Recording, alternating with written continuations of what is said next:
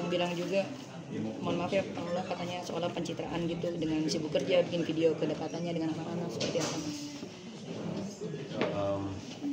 Apa yang terjadi ya kita harus bertanggung jawabkan aja, mau itu salah atau nggak benar. Kalau saya nggak bisa ngejudge, takutnya Kaget. kalau saya nggak bisa berkomentar karena sama-sama orang tua. Mas, perkembangan anak-anak seperti apa sih Mas?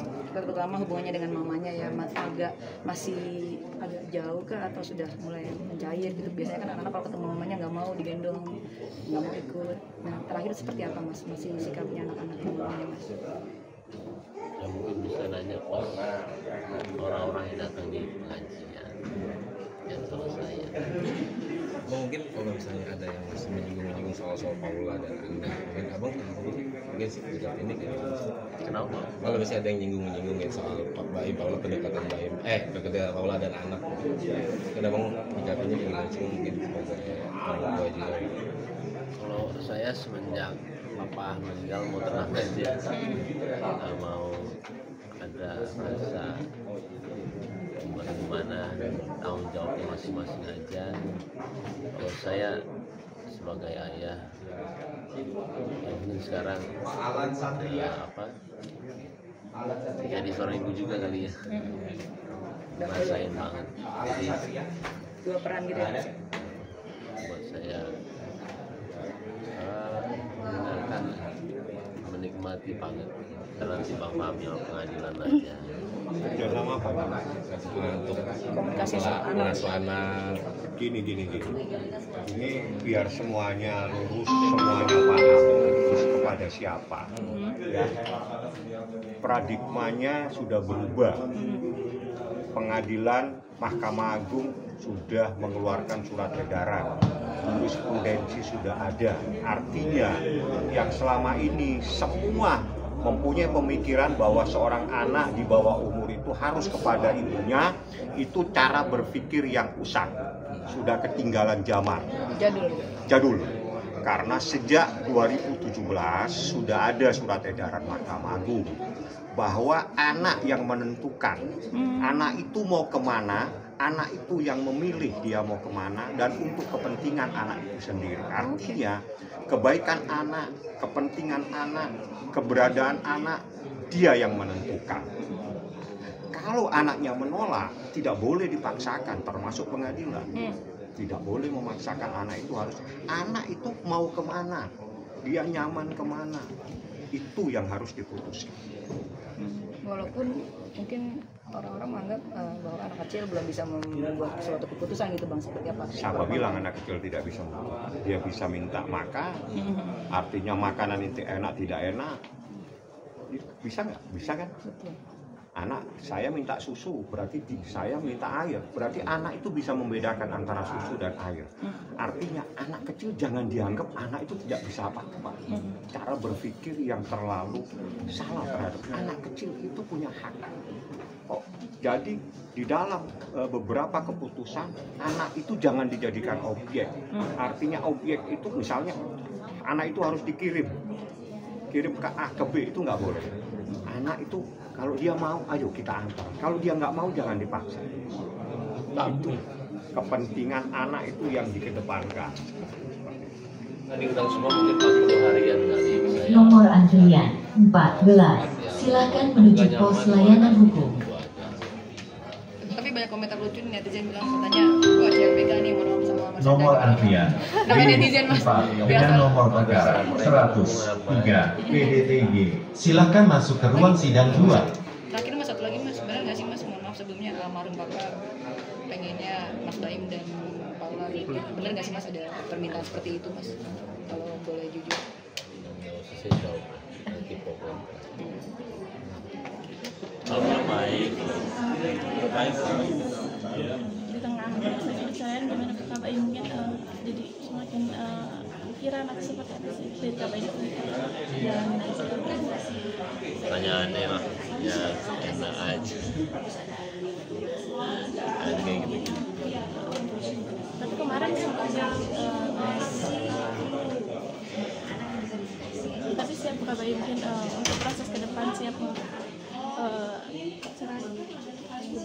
Kenapa? untuk cerai gitu seperti Gimana? cerai betul bisa gitu dengan Nomor antrian 34. Silakan menuju loket 1. Jangan dengar. kekeh untuk bisa sama kapal Pak. Tetap apa? Kekeh untuk cerai sama kapal Pak. Pertanyaannya ini sekarang kamu. Ya sudah lah, saya istirahat dulu ya. Ya maaf ya.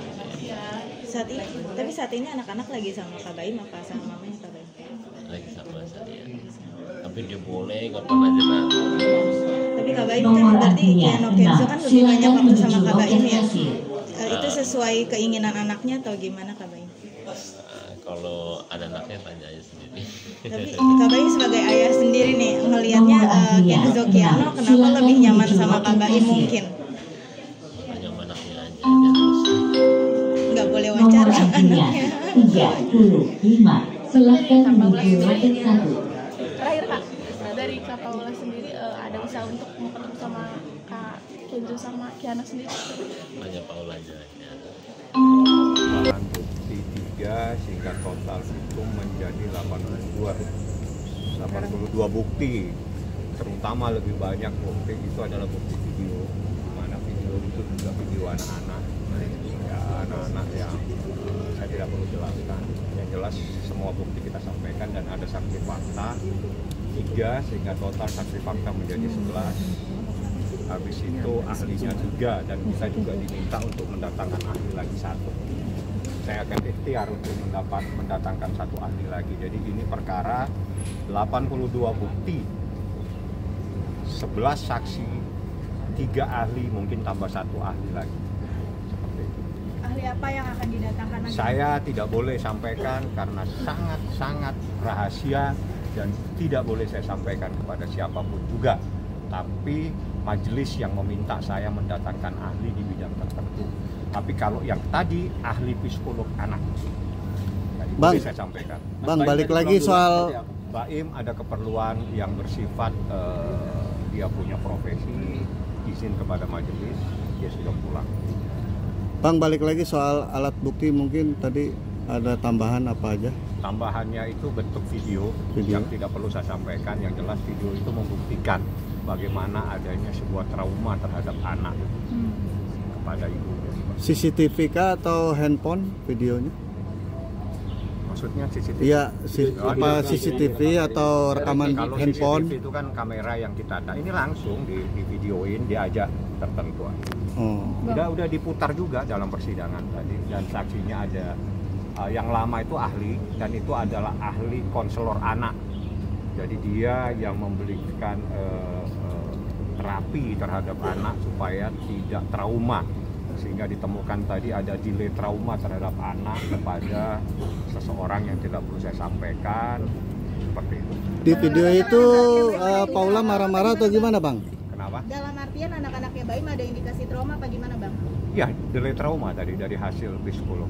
Artinya ada Tidak boleh saya sampaikan. Yang jelas psikolog tadi menyampaikan dia diminta karena ada trauma. Berarti ada adegan dimarahi atau diomelin gitu, boleh Bang? saya sampaikan. Itu udah terlalu terkait dengan berita. Yang jelas ada psikolog anak melakukan terapi terhadap anak. Bang, boleh dikatakan berarti ini salah satu usaha dari Mas Baim untuk bisa mendapatkan hak Bukan, asuh ini anaknya. bagian dari proses pembuktian. Jadi ikhtiar seorang ayah itu wajib, begitu sebaliknya nanti. Yang jelas kita harus sampaikan apa yang sebenarnya terjadi, bahwa di dalam proses hukum terkait dengan sebuah perceraian di mana apabila ada persoalan hak asuh anak, ingat sekali lagi saya katakan bahwa dikembalikan kepada anak. Hak asuh anak atau apa yang terpenting kepada anak, apa yang membuat nyaman anak, itulah yang harus diputuskan. Jadi itu adalah menjadi sebuah pedoman dan pegangan terhadap majelis hakim di dalam memutus apabila ada sengketa terkait status anak. Bang, saat ini kan anak-anak kan lebih banyak waktunya sama Bang Baim ya. Apa itu berarti anak-anak lebih nyaman sama Bang Baim, dan apa sih alasannya kalau dilihat anak lebih nyaman nyaman ke Bang Baim daripada ke mamanya? Itu tidak boleh saya jawab ya, kalau itu kan terlalu yang jelas faktanya anak-anak sama Baim. Selanjutnya tidak perlu saya jawab karena itu adalah jawaban dari pertanyaanmu sendiri. Ya.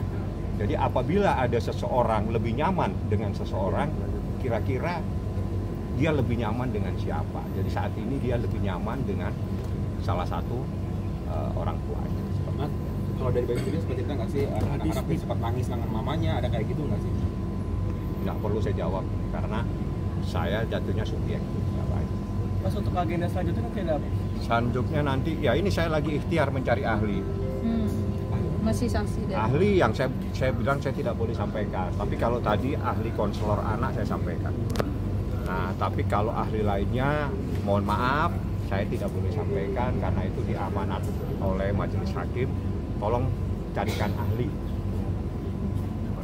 Bang, berarti untuk minggu depan ada penambahan ahli lagi? Ada penambahan ahli. Tadi sebetulnya ada saksi, cuma karena saya lihat sidang kita udah cukup lama, kasihan yang sidang yang lainnya saya ikhtiar tadi majelis kita tunda saja karena ada ahli, ada saksi lagi, tapi kalau tetap kita periksa akhirnya perkara yang lain terganggu, sedangkan yang lain ini mungkin ada persoalan cerai, ada perkara yang lain. Jadi ya udah, kita yang harus lebih paham lah ya, supaya semuanya bisa dilayani secara baik oleh majelis hakim.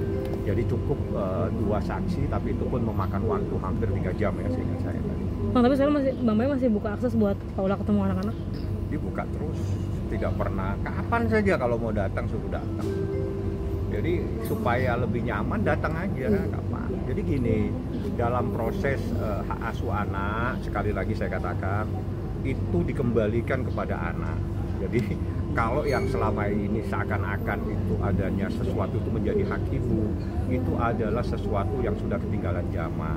Karena dengan adanya konvensi hak anak, adanya juga surat edaran dan seterusnya, apa yang terbaik kepada anak, apa yang membuat anak itu nyaman, apa yang menjadi dia tenang dan sebagainya, itu disitulah itu anak harus berada. Jadi manakala dia nyaman dengan ayahnya, tenang dengan ayahnya, tidak trauma dengan ayahnya, hak asuh itu harus diserahkan kepada ayahnya. Begitu sebaliknya. Jadi tidak ada keharusan, kewajiban kepada bahwa apabila terjadi sini wajib kepada ibunya. Itu sudah bukan lagi, itu koma sekarang. Bisa diserahkan kepada ayahnya apabila demi kepentingan anak itu sendiri, demi kebaikan, kenyamanan, ketenangan anak-anak itu sendiri, maka hak asuh itu bisa kepada ayahnya. Itu ada sebuah pedomannya, saya tidak perlu sampaikan, nanti dicari saja. Ada jurisprudensinya juga seperti itu. Bang, untuk saksi ahli boleh dibilang, boleh nggak sih minta bantuan Komnas Anak atau Perlindungan Anak gitu? Itu kalau ada persoalan hal-hal yang bersifat karena ini kan anak trauma. Nah, itu kan sudah ada ahlinya. Jadi kalau kami sudah menyiapkan ahli, kalau nanti kita meminta Komnas Anak dan sebagainya, itu memerlukan administrasi panjang.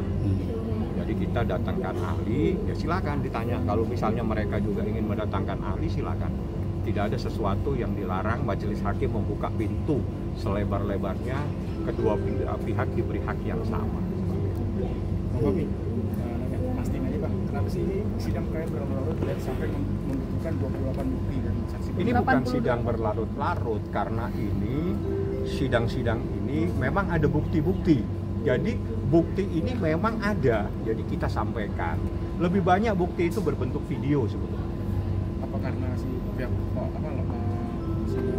membantah dan pernyataan sendiri? Ini nggak ada kaitannya dengan suruh membantah, silakan, karena kami punya bukti. Jadi nggak penting lah ya, karena di dalam hukum Islam itu saya kan nggak perlu harus bicara di sini ya bagaimana seorang istri terhadap suaminya, itu ada dasarnya.